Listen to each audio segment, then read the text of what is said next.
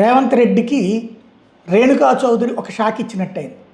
రేణుకా చౌదరి కనుక రాష్ట్ర రాజకీయాల్లో ఉన్న జాతీయ రాజకీయాలు అక్కడి నుంచి చక్రాలు తిప్పుతున్నా ఎట్లా ఉంటుందో రేవంత్ రెడ్డికి బాగా తెలుసు.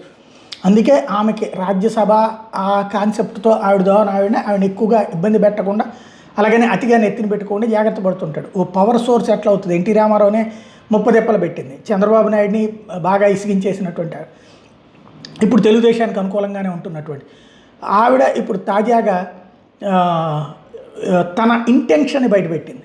ఏది, బీఆర్ఎస్ని అడ్డుపెట్టి రేపు ఎన్నికల్లో, పార్లమెంట్ ఎన్నికల్లో నేనే పోటీ చేస్తాను, ఖమ్మం నుంచినే పోటీ చేస్తాను, నన్ను ఎలా ఆపుతారో చూస్తానని. బీఆర్ఎస్ వాళ్ళు ఆపడం ఎందుకు?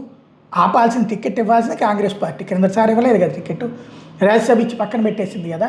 అంటే ఇక రాజ్యసభ టర్మ్ అయిపోతుంది కాబట్టి నెక్స్ట్ ట్రిప్ పార్లమెంట్కి నేను రెడీ అన్నటువంటిది పరోక్షంగా రేవంత్కి సంకేతం ఇస్తోంది.